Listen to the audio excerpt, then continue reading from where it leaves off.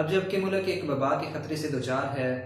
और इकॉनमी गिर रही है, कारोबार तबाह हो रहे हैं, हर शख्स परेशान है, ऐसी सूरत हाल में मुल्क के अरस्तुओं और अफलातूनों की पता नहीं कौन सी फ़िलासफ़ी जाग पड़ती है कि वह कोई ना कोई नया शोशा छोड़ देते हैं।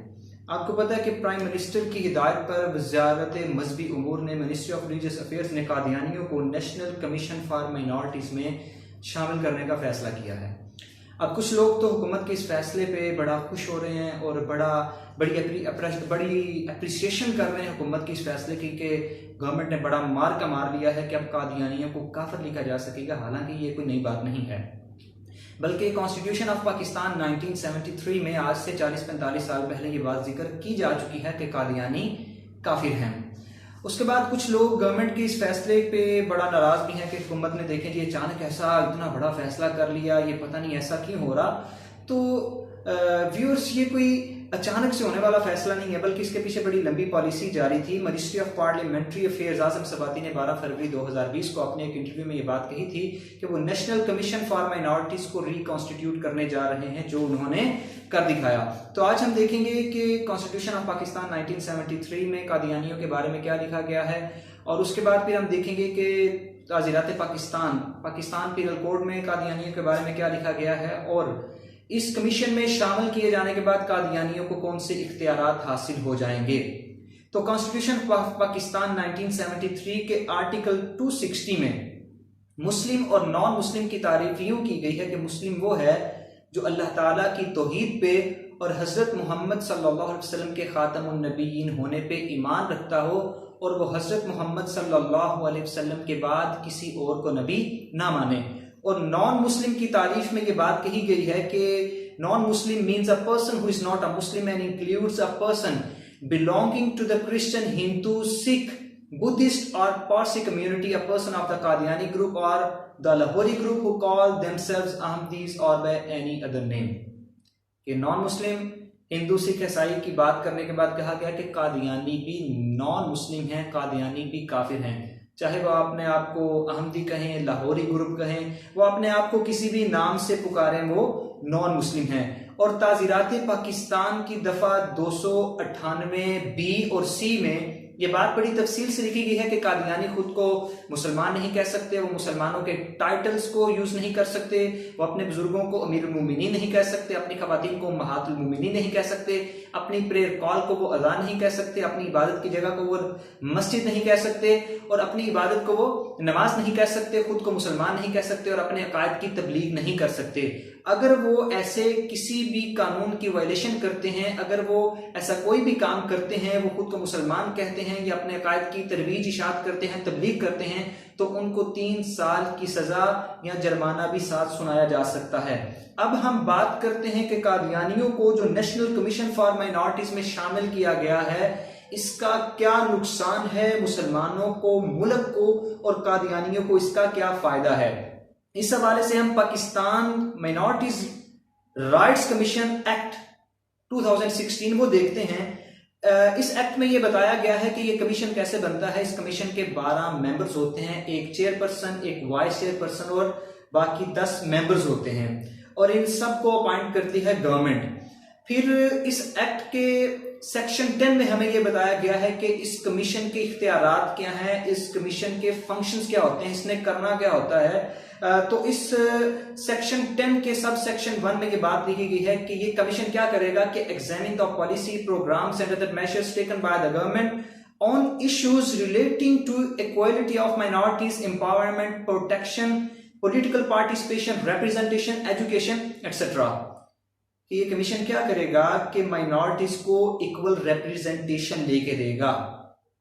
पॉलिटिकल पार्टिसिपेशन भी उनकी होगी, सियासी मुदाखलत भी होगी, इसी तरह दीगर तमाम हुकूक भी इनको मिलेंगे। किनको? कादियानियों को।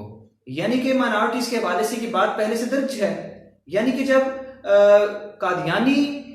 इस कमीशन में शामिल किए जाएंगे तो ये सारे के सारे हुकूक और इख्तियारात उनको भी हासिल हो जाएंगे। फिर सब सेक्शन 2 में जो बात लिखी गई है वो किसी भी मुसलमान और पाकिस्तानी के ईमान को झंझोड़ने के लिए काफी है कि इस कमीशन के अरकान review all laws, rules and regulation affecting the status and rights of minorities and suggest repeal, amendment और new legislation essential to eliminate discrimination. ध्यान से सुनिएगा कि इस कमीशन के अराकीन ऐसा कोई भी कानून, ऐसा कोई भी लॉ जो माइनॉरिटीज के स्टेटस को अफेक्ट कर रहा हो, माइनॉरिटीज का, अकलियतों का इस्तेहसाल कर रहा हो, इस मुल्क में ये कमीशन सजेस्ट कर सकता है। ये कमीशन सजेस्ट करेगा, हिदायत देगा गवर्नमेंट को कि ऐसे कानून को खत्म कर दिया जाए या बदल दिया जाए या इसको खत्म करके एक नई कानून साजी की जाए। अब आप अंदाजा लगाएं कि कादियानियों के हवाले से हमारे कॉन्स्टिट्यूशन में, हमारे कवानीन में जो बात लिखी है, कादियानियों के पास इस बात का पूरा इख्तियार होगा कि वो इस कमीशन में आने के बाद इन इख्तियारात को इस्तेमाल करते हुए गवर्नमेंट को ये बात कह सकते हैं कि ये कवानीन खत्म किए जाएं। उसके बाद सब सेक्शन 7 में ये बात लिखी है कि develop and maintain interaction and dialogue with the non governmental organisations, कि इस कमीशन के अराकीन जो हैं ये एनजीओज के साथ राब्ता रख सकते हैं, एनजीओज के साथ ये अपना डायलॉग कर सकते हैं, उनके साथ मशवरा कर सकते हैं। और हर पाकिस्तानी जानता है कि एनजीओज ने पाकिस्तान को दीगर ममालिक के सामने, पूरी दुनिया के सामने पाकिस्तान का, जिस तरह से पाकिस्तान को बदनाम करने की कोशिश की है, वो किसी भी पाकिस्तानी से मख्फी नहीं है। इसी तरह सब सेक्शन 8 में ये बात लिखी है कि mobilise grants for domestic and international including multi and bilateral agencies for meeting any of its obligations or performing its functions in consultation with the finance and interior division। ध्यान से सुनिएगा कि इस कमीशन के अराकीन कौमी सतह पर और बैनुल अक़वामी सतह पर यह फंडिंग हासिल कर सकते हैं। अब आप अंदाजा लगाएं कि कादियानियों के लोग इस कमीशन का हिस्सा हैं और वो दूसरे ममालिक को जब ग्रांट का कहेंगे तो दूसरे ममालिक, आपको सब पता है, आप जानते हैं कि जो ममालिक इनकी पुश्तपनाही करने वाले हैं, इनको ग्रांट्स देने वाले हैं, इनको फंडिंग करने वाले हैं, और फिर इस फंडिंग से पाकिस्तान में क्या क्या कुछ हो सकता है ये किसी भी इल्म वाले के, किसी भी समझदार बंदे से मख्फी नहीं है। उसके बाद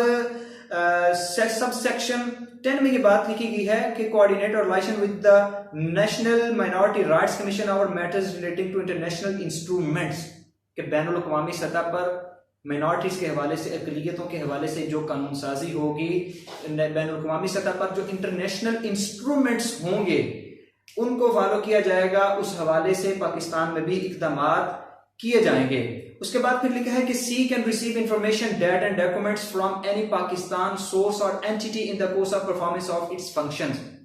इस कमीशन के अराकीन के पास ये इख्तियार मौजूद है कि वो पाकिस्तान की किसी भी एजेंसी से, पाकिस्तान के किसी भी डिपार्टमेंट से जो डाटा चाहे वो ले सकते हैं।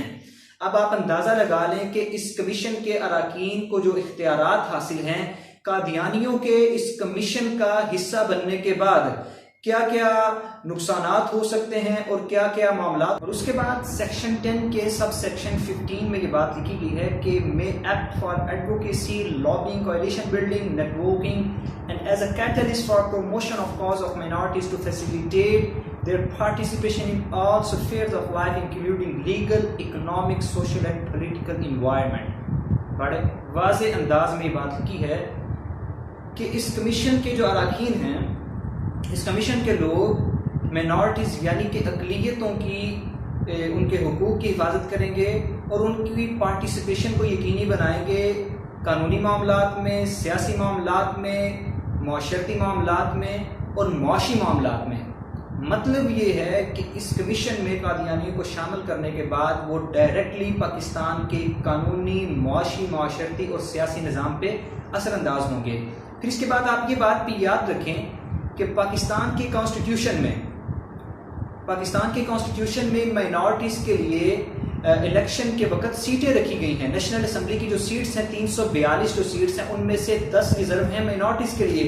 पंजाब की 8 सीटें, सिंध की 9 सीटें और केपी के और बलोचिस्तान असेंबली की 3-3 सीटें माइनॉरिटीज के लिए, अक़लियतों के लिए रिजर्व रखी गई हैं। अब कादियानी लोग इस कमीशन का हिस्सा बनने के बाद वो इलेक्शन भी लड़ सकेंगे, वो पार्लियामेंट में आ सकेंगे और इस तरह से पाकिस्तान के मामलात पे जिस तरह से वो असरअंदाज होंगे और ख़त्म नबूवत के कानून को जिस तरह से वो ख़त्म करने के लिए कोशिश करेंगे कि बात किसी भी अहले इल्म से मख्फी नहीं है। अल्लाह ताला हम सब का हामी नसर हो। अस्सलाम वालेकुम।